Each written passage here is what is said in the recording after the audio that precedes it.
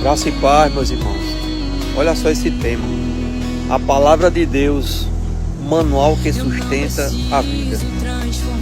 Vamos ler o que está escrito no Salmo, capítulo 1, versículo 5.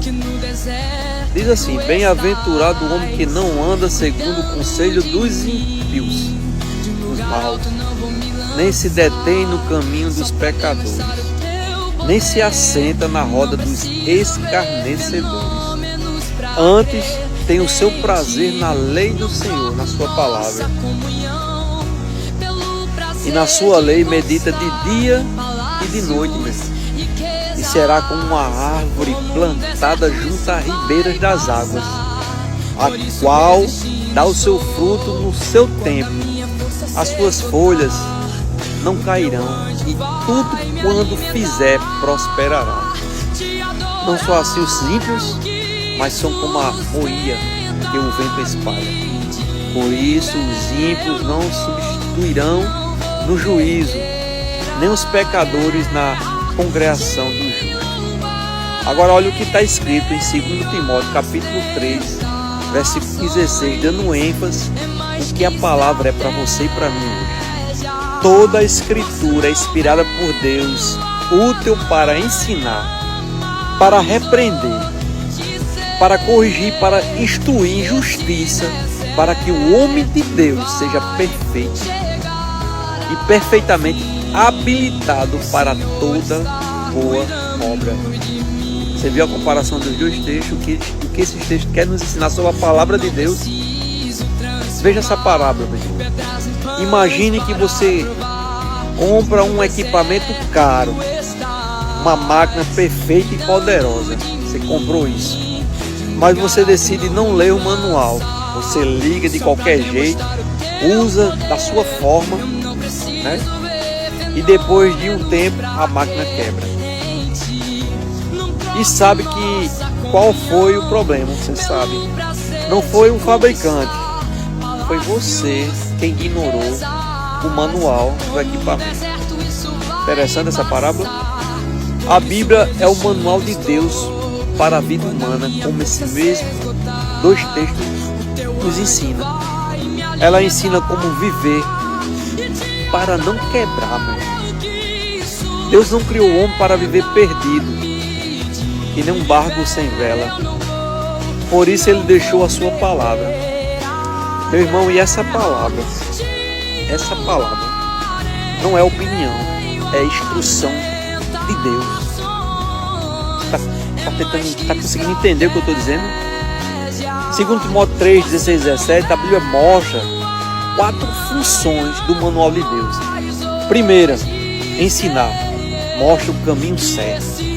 Segunda, repreender, mostra onde estamos errados. Terceiro, corrigir, nos coloca de volta no caminho. E quarto, instruir, nos treina para viver corretamente.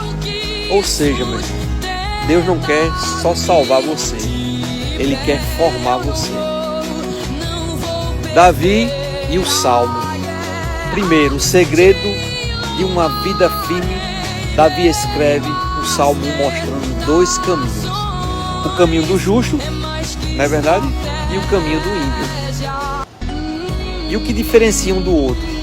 A relação com a palavra, mediata de dia e de noite. É isso, relação com a palavra mediata de dia e de noite. Davi entendeu algo profundo, meu irmão. Não basta ouvir, é preciso viver a palavra continuamente. E imagina aí, os reis de Israel tinham uma obrigação. A obrigação dos reis era viver pela palavra. Deuteronômio 17, do 18 ao 19 diz assim: também quando se assentar no trono do seu reino, escreverá para si no livro uma cópia desta lei. Olha só o que o rei tem que fazer. E a terá consigo, e nela lerá todos os dias da sua vida, para que aprenda a temer ao Senhor. Olha a função que o rei tinha em relação à palavra. O rei não governava pelo que achava, ele governava, meu irmão, pela palavra de Deus. Se até o rei precisava da palavra, quanto mais nós, né? A responsabilidade do povo e da família sobre a questão da palavra, da lei, do livro. Deuteronômio 6, do 6 ao 7. E essas palavras estarão no teu coração. E olha só o que Deus manda eles fazer. E ensinarás aos teus filhos, falarás delas assentado em tua casa, andando pela estrada, pelo caminho, ao deitar ou levantar. Qual é a função da família?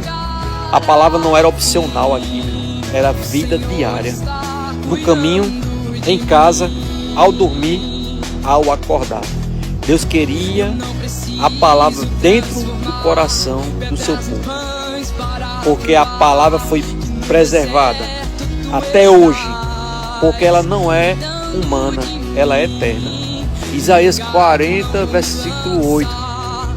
Seca-se a erva e cai a flor, porém a palavra do nosso Deus persiste eternamente. Tudo passa, mas a palavra permanece. A palavra de Deus guia o caminho. Olha só, Salmo 119, 105. Olha o que diz lá: lâmpada para os meus pés é a tua palavra. Deus não mostra tudo de uma vez, Ele guia passo a passo. Lâmpada para teus pés é a minha palavra. A palavra ilumina o entendimento. Salmo 119, 130. A palavra ilumina o entendimento. A exposição das tuas palavras dá a luz. Oh glória! A palavra guarda do pecado. Salmo 119, 11. Esconde a tua palavra no coração. Os profetas confirmam o caminho lá em Isaías 30, 21. Este é o caminho, andai por ele. Jesus é a palavra viva. João 1. No princípio era o verbo, e o verbo estava com Deus. João 8, 12. Eu sou a luz do mundo. Quem disse isso foi Jesus, meu irmão, porque Ele é a palavra também. A Bíblia aponta para Jesus e Jesus revela como viver. Como devemos viver? Provérbios capítulo 3, versículos 5 ao 6. Confia no Senhor e Ele te endeitará. Lembra? 2 Timóteo. Para que serve a palavra? Não vive por opinião. Viva pela palavra, meu irmão. Viva pela palavra. Sem a palavra, vida desorganizada, decisões erradas, caminhos tortos. Com a palavra, direção, correção, vida firme. A Bíblia não foi feita para ficar aberta na estante lá, servindo de estrutura. Foi feita para governar a sua vida. Foi para isso que a palavra foi feita. A palavra é manual de Deus, luz para o caminho, correção para a alma. É isso que a palavra é. Revelação de Jesus.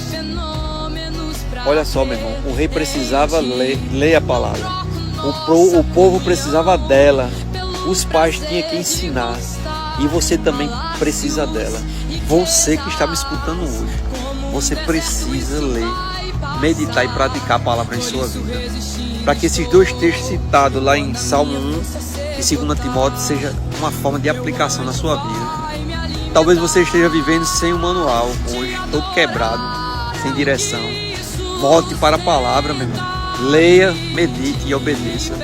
Porque quem vive pela palavra, glória a Deus, vive firme, guardando a aprovação do Deus Todo-Poderoso. Quem vive pela palavra, quem faz dela a sua luz, como diz o texto do Salmo 130, que guia seus passos, que guia as suas pisadas. A palavra é isso para você. Ela tem esse poder na sua vida. Olha só o que os reis faziam. Olha só o que Deus mandava um pai ou uma mãe fazer com o filho em relação à palavra. Inculcar no coração do rei era para temer a Deus. Hein? O rei, ele lia a palavra, escrevia a palavra, ele lia e colocava no coração dele para temer a Deus, para que não se desviasse que nem Saul, o primeiro rei de Israel. Está entendendo, meu irmão? O quanto é importante ler e meditar na palavra e praticá-la em suas vidas. Ela vai nos guiar até Jesus. Ela é um tutor que leva a gente até Jesus.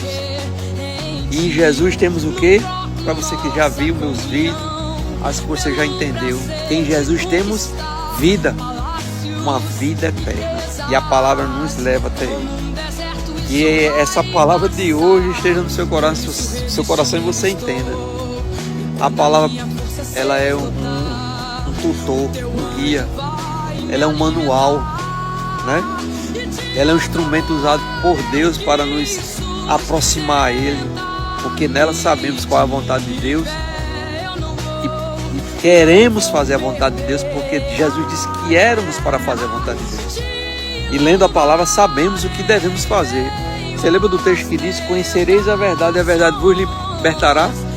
Por isso que Deus se preocupava em preservar as escrituras até nossos tempos, para que a gente pudéssemos examiná-las, meditar sobre ela e praticar ela nas nossas vidas.